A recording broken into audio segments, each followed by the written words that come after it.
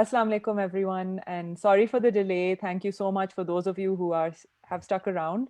Um, and I am joined by Usman Malik and Amir Hussain Saab, who are both fantastic writers in their own right, who I'm going to be introducing shortly and talking about a little bit about what we are discussing today. Um, First of all, thank you both so much for joining us. Thank you for bearing with us as we deal with the technical issues. And thank you to the LLF for organizing this. We are here today to talk about fantasy and sci-fi, specifically in the Pakistani context. And I'll be honest with you, it was very difficult to come up with questions for today's discussion and to really get into the idea of sci-fi, speculative, alternative realities, given that the reality we're living in is so seems to be very painful right now. We've had a very difficult few weeks in Pakistan with the floods in Karachi, not to mention the pandemic. We lost a woman journalist in Balochistan to honor killing, and we had a horrendous crime of rape occur just the other day. So during this time, talking about fiction and fantasy, it might seem a little bit like trying to remove ourselves from reality, but actually the truth is that for me, sci-fi, fantasy has helped me reflect and understand the world we live in better. And I hope that we can talk about stories in and from Pakistan that reflect our society, but also it'll help us escape and also help us understand a little bit more about the world that we currently live in. So I'd love to introduce both of you first. Amir Hussain Saab, who really needs no introduction, has been writing fiction since the mid-80s. His work has been anthologized in many languages, including Spanish, Arabic, Japanese, and Urdu. He's the author of short story collections, Mirror to the Sun, This Other Salt, Turquoise, Cactus Town, and Other Stories, and amongst many more. He's been shortlisted for the Commonwealth Writers Prize, and he's also been the editor of Kahani, Short Stories by Pakistani Women. Amir Saab is lecturing at the University of Southampton, is a senior research fellow at the Institute of English Studies, and has been made a fellow of the Royal Society of Literature back in 2004.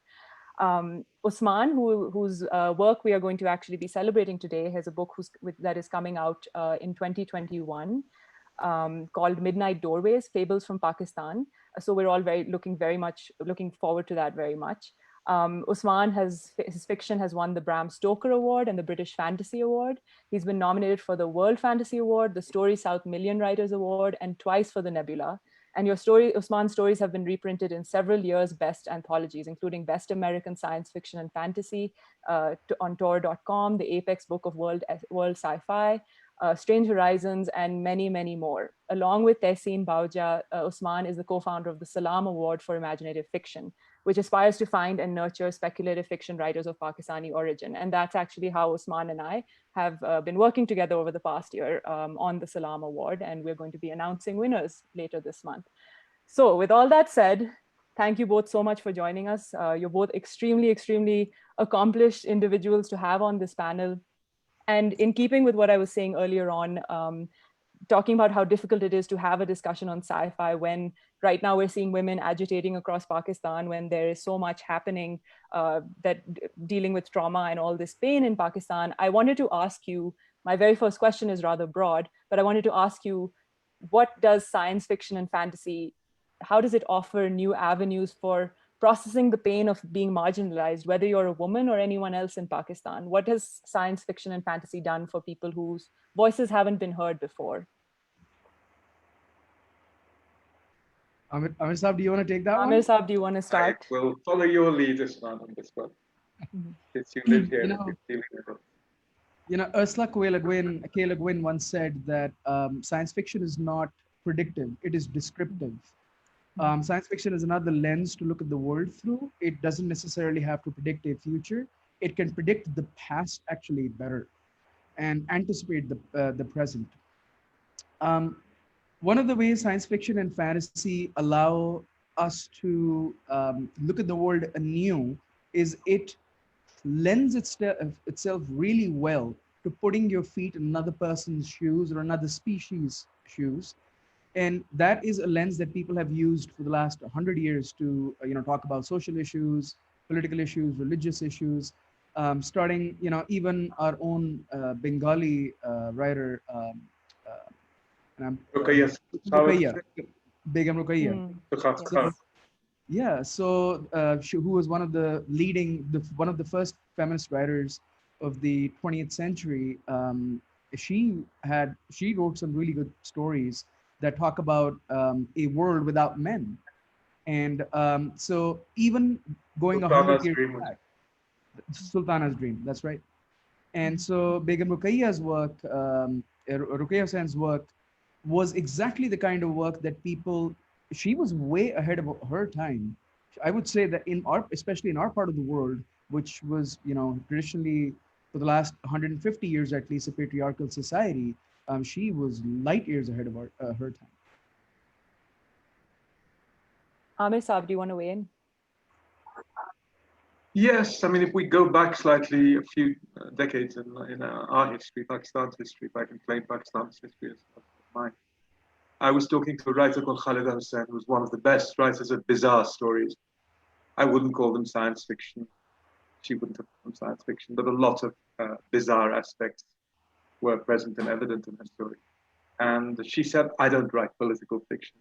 And I said, yeah, but in one of your stories, a woman opens her window and she sees a gallows growing where a tree was. And in another story, a child loses his mother and finds himself walking in a crowd of veiled black women. And he said, I held their hands until I found my real mother. And they were all mummy, mummy, mummy. And finally, I found my own mummy. I said, how can you say that in those years, the 80s, when you wrote these stories, that they weren't political, they were deeply political? She said, well, I stopped looking at my wall and I started looking out of my window. So I suppose whatever we write, whether it's irreal, whether it's unreal, whether it's hyper real, it's all, I mean, Christine Brooke Rose wrote a book called The Rhetoric of the Unreal many years ago, and she discussed many of these subjects when we feel the need to express ourselves in terms of fantasy and not of, and I use fantasy in the old sense, and not of this new genre called realism, new, what it is. There was that was Khalid Hussain, a maestro of Urdu fiction. Coming to art, I'm a young writer at a workshop once asked me, why are you so obsessed with realism and verity? And particularly Pakistani writers who live in the West or come back from the West have this obsession with realism. In a country like this, where we have to face this every day, we actually need the hyper-real to tell our stories. We don't want just newspaper bulletins. And I read his novel. It was actually a recognizable Pakistan, but cast in the light of monsters and various things emerging, creatures from space.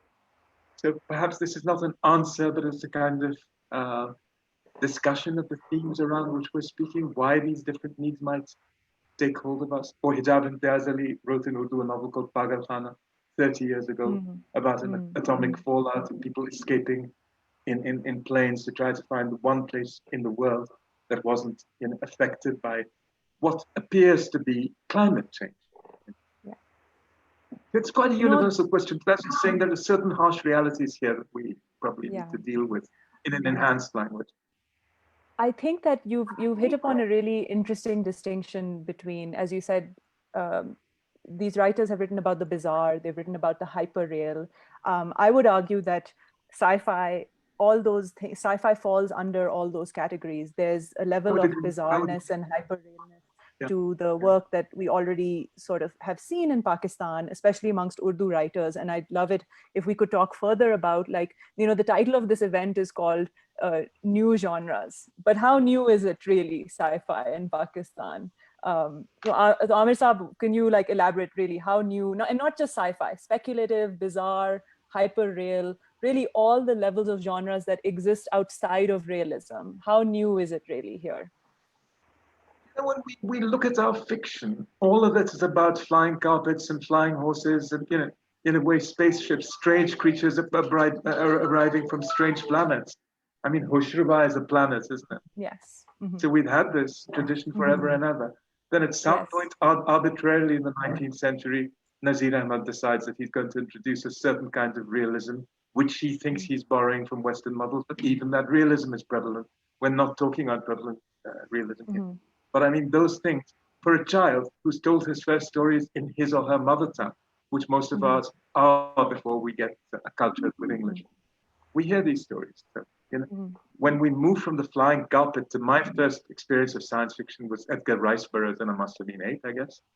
There wasn't any great, disjunction between one and the other. Usman, do you want to dive in? Oh, I agree with Amir Saab completely. You know, when people talk about science fiction being a new genre, even in the West, you know, historically, you think about, you know, Kafka, think about Edgar Allan Poe, Mary Shelley, even going all the way back to The Monk, which is considered by some to be the first Gothic novel. You have the tradition of the irreal or the uncanny or weird fiction or bizarre fiction going way back 4 or 5 centuries. Even you know, Lord Dunsany, you can go back to the 13th century. William Mhm, Shakespeare, the father mhm, of Western literature, in a way. William Shakespeare. He's got mhm, witches and he's got magic and he's got these kings and queens. So you have elements of the fantastic pretty much everywhere in the world, not just, you mhm. know, post, you know, Hemingway or post Faulkner. You have this distinction in MFA programs. There was this predilection towards realism, but historically, I don't think people cared. I don't think people really thought about things that way. They wrote what they Th- wanted to write. Then can you Yeah, say that this is these really our disjunctions, fault? Oh, sorry, go on. sorry, these disjunctions are false, but they can be useful. Mhm. They can be strategically useful.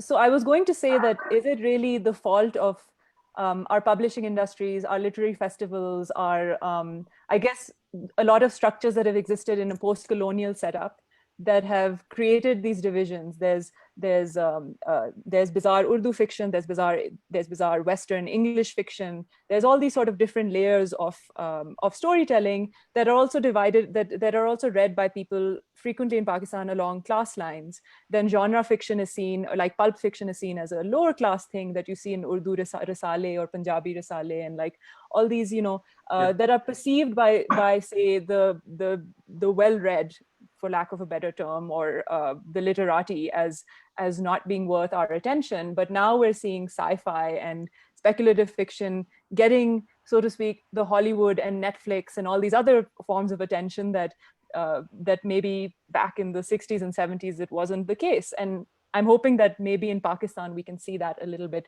We're seeing that attention grow more and more.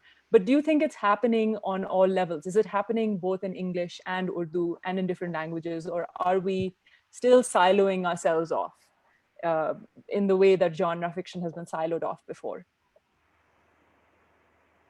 I think a lot of people will follow Usman's lead, not just because he's writing something that's different, but because he writes very seductive prose. And I think when you Yes. read prose of that mellifluousness, it gives readers ideas of how to follow, you know? So you see that Yes. prose and then you see what it's representing and what it purports to signify, and you want to go along. I mean, I know at least two people who are doing the same thing or trying, not doing, but trying to do the same thing. So that's one answer. And I think why should it not come to language? to add to your praise, I think Usman's fiction, and I'd encourage everyone watching to look up his work. The Wandering City just came out a few weeks ago, and the Pauper Prince and the Eucalyptus Gin on Tor.com. They're two of my favorites. These are the kinds of works that really blend literary style fiction with hardcore sci-fi. Usman, you rely on religious text, you rely on philosophy, you rely on science as your sources of research when you bring in some very emotionally deep stories. And they can be considered both fantasy and sci-fi because of your reliance on science as a foundation. So I'm wondering, this is a question for you, Usman, like what do you start reading when you start writing? Essentially, what things do you rely on as a writer uh, to just get into the creative space? um, Noor, you know, for me, it's really weird hearing my praise from Amir Saab because he's such a legend for someone like me and Amir Bhai's, you know, stature. It's just fills me with awe. But thank you so much, and I'll sort of just touch on that and move on. But you know, all of us are readers before we become writers, I think. And in the Indian subcontinent, in South Asia specifically, I think that music fills us before words fill us. Mhm. And throughout my life, I've listened to ghazals, I've listened to Bollywood, Hollywood, you know, jazz. Then I grew up and I listened to jazz and blues and qawwalis and everything. So when I started writing, a part of me, there was always this music running in the back of my head. And when I started writing this, when I would start writing a story, I could hear the beat. I could hear this. I can't quite express it. I don't know how to say it, but there was Cadence is there was a, yeah, so there was a cadence that would just run through the story. And if I could catch it, if I could get a hold of its tail and I could follow it, the story would flow out really nicely and easily. And sometimes I couldn't, and I'd have to really look for it in the dark. So I think shairi and poetry and ghazal, khwani, and this tradition can really help people in the Indian subcontinent specifically to, if they wanted to try that style, they could use it. Um, I read everything. I read in Urdu.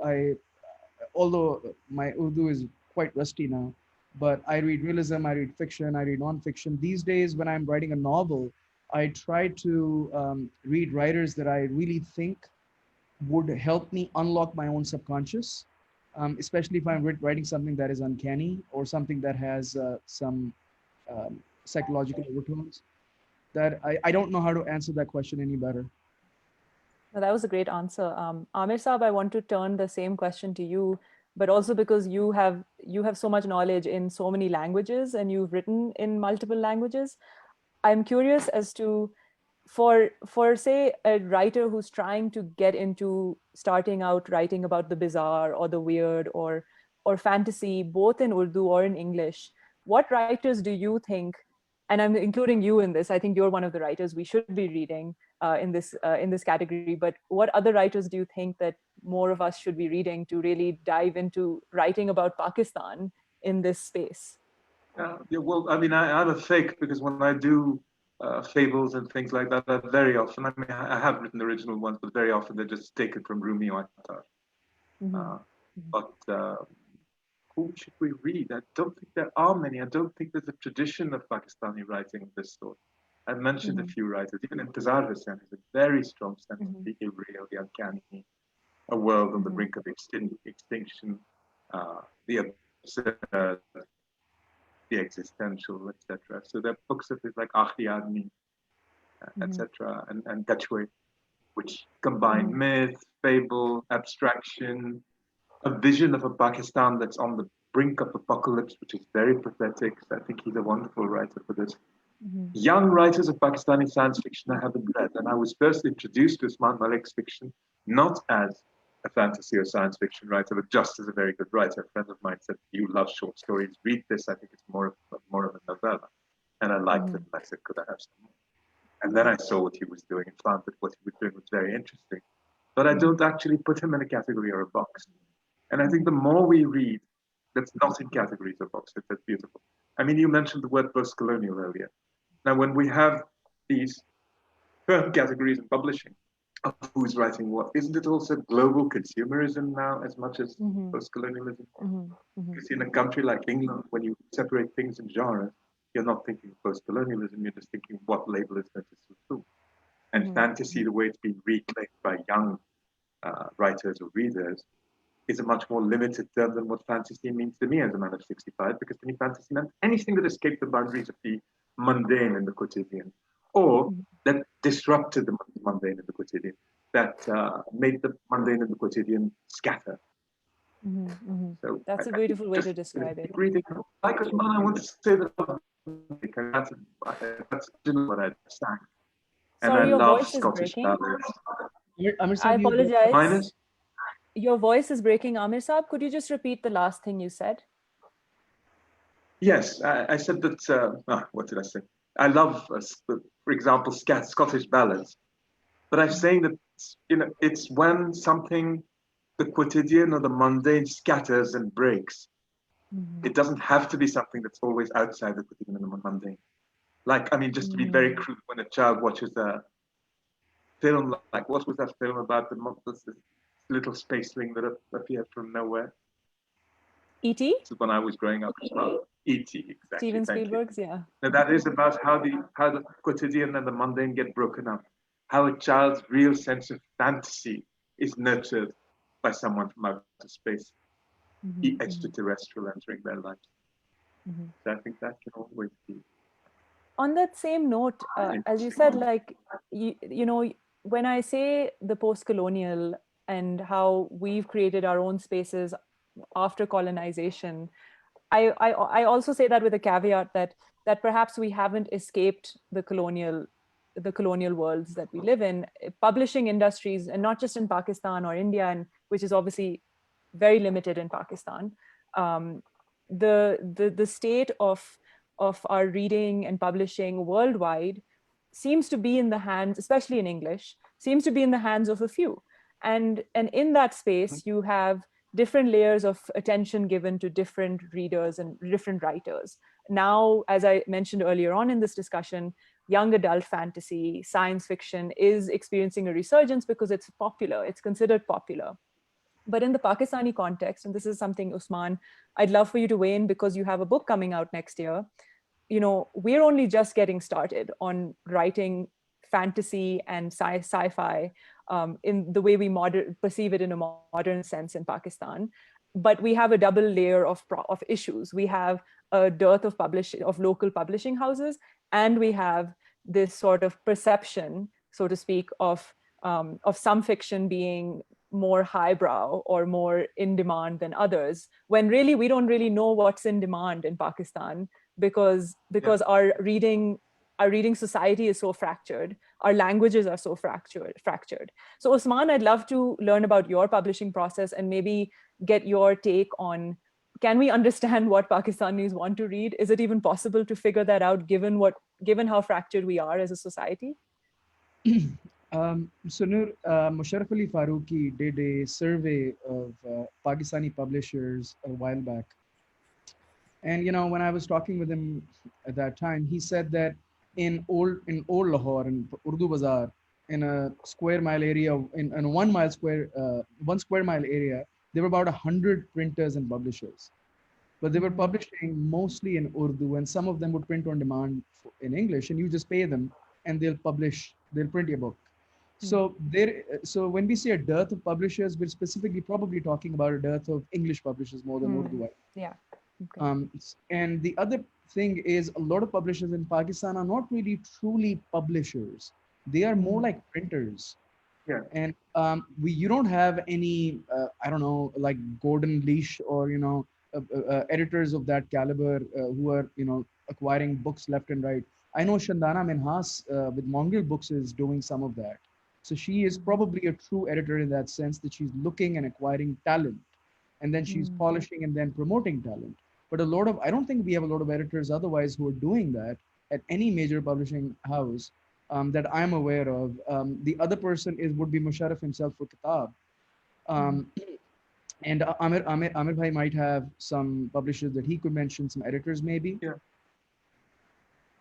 Well, my publisher, I mean, the ones that done 2 of my books, last one in English and the first one in Urdu, is called Ushba Shabano Alvi. She's a very, very committed publisher. She has a very small list because, you know, there isn't enough backing for independent publishers. But I mean, she's always on the lookout for good new work.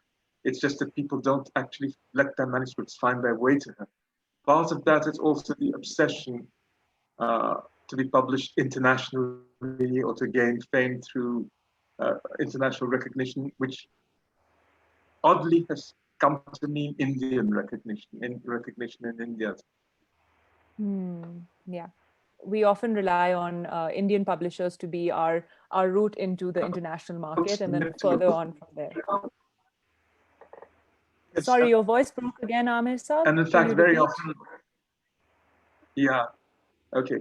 And very often they seem to be, the doorway seems to close when you go to India because they don't sell those books to the international market. And given the political situation, it's been very difficult for writers who get published from Pakistan, who get published in India, to get their books sent to Pakistan. It's happened in many cases.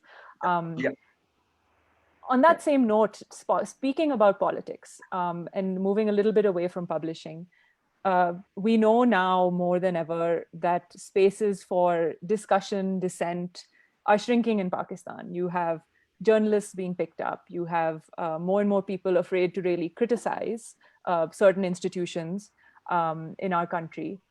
And And now I'm wondering, like, what opportunities does science fiction and fantasy writing, and I'll say specifically in English because there's a lot that can't be said, unfortunately, in Urdu newspapers and in Urdu spaces. So does English writing in these genres that we're speaking about today, does it offer us some kind of opportunity? And do you see any writers who are trying to push that opportunity a little bit, trying to sort of question the status quo given like our political situation? Is there anyone that stands out to you guys that's promising in that regard? I'm going to let Amir Saab go first. What comes to mind, and the person who comes to mind is Bina Shah, who's Mm-hmm. recently written Before She Sleeps, Mm-hmm. which is a speculative novel. It's been compared in many ways to The Handmaid's Tale. So Yes. that looks, I think, at it more. It looks at things more globally. It's not specifically Pakistani, but of course, it's relevant, very relevant to Pakistan and to the Muslim world. There is in such a geographical designation. That comes to mind immediately. But I should think that Usman probably meets more young writers who are involved with this sort of writing. But I mean, another answer to your question, or certainly a reflection on your question, would be that, as I was saying earlier, the closer you come to trying to depict this kind of reality, the more you're going to turn towards heightened and exaggerated ways of introducing the bizarre into your fiction. So we probably will see a lot of it. Or saying the unsayable, or saying, as they say in dictatorships, or as they said in Latin America, that the fantastic rather than magical realism was created in order to be able to tell truths that were unpalatable, and truths that were dangerous, and truths that were subversive. I mean, I remember writing a whole novel during the Zia era. I had to change something that be written like that. Ironically, I published it after Zia died, and I put the names back. Wow. Yeah. It was considered unpublishable at the time because the names were not there. And they said, "What is this fantastic nonsense he's writing?" I don't know if that answered your question. So. No, that's actually very, very enlightening. Usman. You know, like Amir Hussain was saying about, South America. I remember Gabriel Garcia Marquez talking about that, where he said that surrealism runs like blood in the streets of South America. And that was their reality, and they needed a mode to express and describe that reality. I think in Pakistan, Noor, you were just saying when you were starting out that we had we just had a drowned world. Yeah. Karachi was completely drowned. 5 years ago, Jonathan Strahan, who's the editor of the Best Science Fiction of the Year, invited a bunch of authors to write a drowned world story, in which the world was completely drowned. And he invited writers to write that story. He invited me, but I couldn't produce the story in time. So I did not write that story, but I always wanted to, and at some point I will, because Karachi drowned. And so if had I written that story 4 years ago, it would have been very prescient because my setting was Karachi. So, I had a story in 2010. Yeah, sorry, please continue. No, please continue.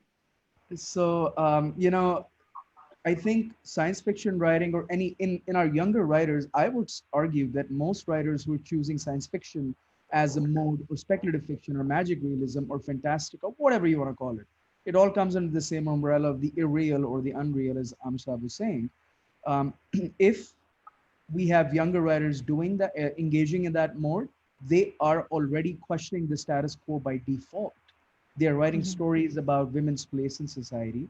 They are writing stories about dictatorships, and they are writing stories about majorities oppressing minorities. So these are all stories of social justice. I want to sort of, I guess, answer my own question, is to give a shout out to the award, to the Salam Award, which you started, Usman, a few years ago, where we've encountered just this year alone, we received over 140 submissions from across Pakistan and the world, from different geographic backgrounds, different economic backgrounds, presumably different genders and communities. And so a lot of those stories reflected the challenges that we've been dealing with today. There was such a wealth of stories that we've encountered as members of the Salam Award board, and we'll be announcing the results of that later this month, which it really breaks my heart that from 140 stories of such richness and depth, we're going to have to choose only a few. But that gave me a lot of hope about the depth and breadth of writing that is going on and the thinking that is going on across the country. And I think that an award like the Salam Award opened up I guess freed people from thinking about realism and freed them into like writing in different modes that some people may even find more relatable than just sort of writing about the troubles of being a woman in a village. Maybe write about the witch who lives in the village, things like that. And we encountered so many stories that talk about that and more. So I think that the Salam Award, not to toot our own horn, Usman, but we've encountered that diversity in the stories that we've received. And I think that that's definitely something that is very, very promising. And I'm very excited for the future of the writers who are sending those stories to us. So I guess we can get some questions from our audience members. And I do want, Usman, I want some time for you to read perhaps some work from your forthcoming book, because we do want to talk about that as well. But we have a question from an audience member that, can you please delineate how you differentiate between sci-fi and bizarre? And we did talk about that a little bit. We sort of put them under the same umbrella, because sci-fi can be bizarre and bizarre can be part of sci-fi. But I'd love for one of you to take this on and maybe elaborate a little bit more about the distinctions or the similarities between the two. Well, I'll just be very brief about it, because I think I've already talked a lot about it. Yeah. I think that the bizarre covers an umbrella. Is a huge umbrella of many things, whereas perhaps conventional notions, statements, operas, and things around from far away, just a spectrum of different kinds of writing. Amir Saab, you got cut off, I think. There was a delay. Oh, there we go. We got you back. Network. Yes. Yeah. Okay.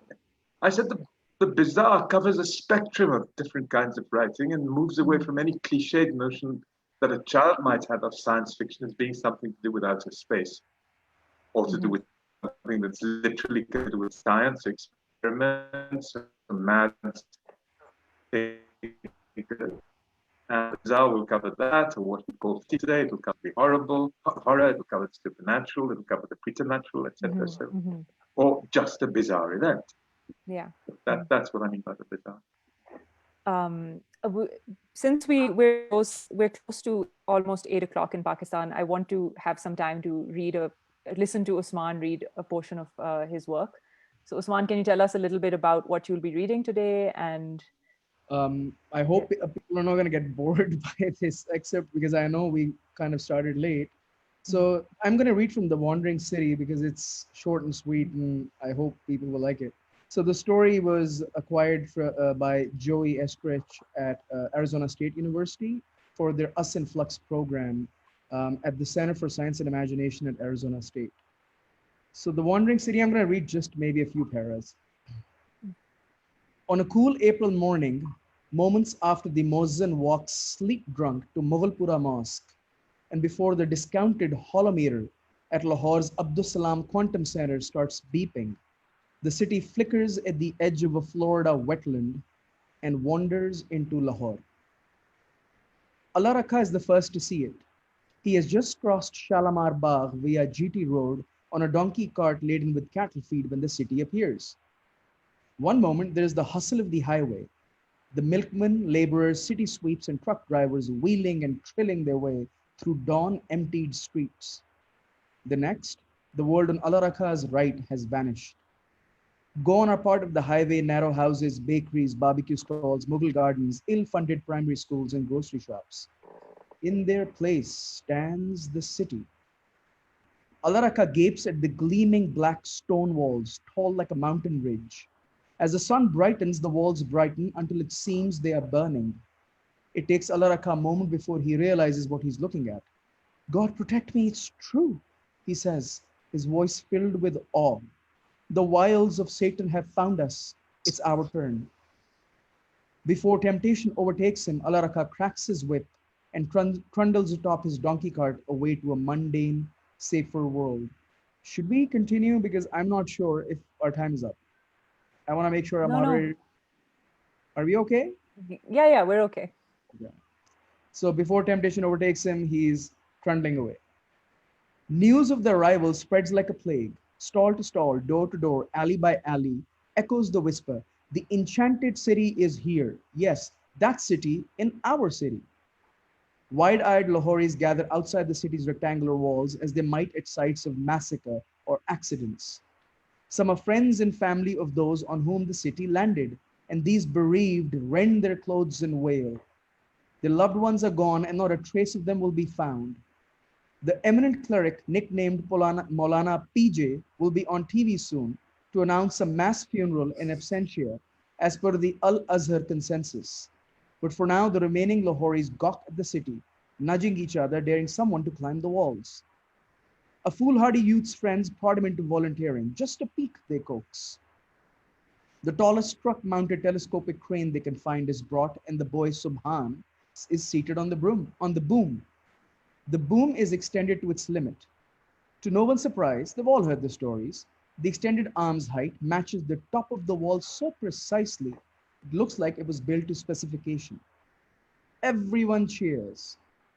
Subhan steps onto the top of the city wall and gazes down. An old man shouts up at him, "Tell us what you see." "I see," Subhan begins, then stops staring below. The crowd jostles for position, and a teen with binoculars trains them on the young man's face. "You," Subhan calls, his face bright with wonder. "How beautiful you are, over a speck of dust." With that, the young man leaps off the wall and into the city. Moments later, there is a thud. I'm going to stop there. That was wonderful. Thank you so much. And I want to add that this story is called The Wandering City. Check it out. We should tweet it out at some point, because this is a great example of what we were talking about earlier, where you bring in a sort of a neighborhood in Lahore, old city, and you bring in something bizarre that twists, makes something different about it.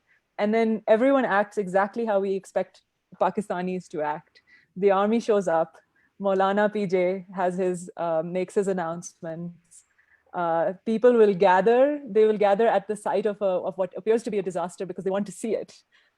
They'll do exactly what we know will happen in our society. So it's both real, but it's also not real. It's very bizarre. So this is a great example of what we were talking about, especially how the army comes in, and how later on in the story everyone will find a great reference to our current leader, where he says "Ghabrana nahi hai." So that's a moment that I think everyone laughed when they read that moment in the story, because we've been hearing it a lot these days. We don't have a lot of time left, but I wanted us to look a little bit backward.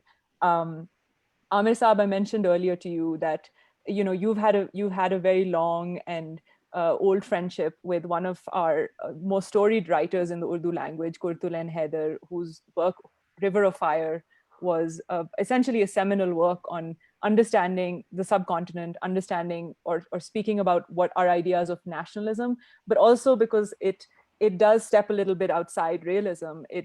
She messes with our understanding of time and our understanding of space and identity, and uses partition to sort of break apart everything we know about ourselves as Pakistanis, as Indians, as South Asians generally. And I'm curious as to, based on your relationship with Kurtul Haider, what do you think she would say about the current state of writing in Pakistan, or what she would say about, say, the future of fantasy and fantastical writing in Pakistan? Well, she preempted both, because I mean, one story I remember she asked me about a collection of short stories. She didn't knowing that I was a lover of short stories, and she said, "Didn't you like my story Roshni Ki Raftar?"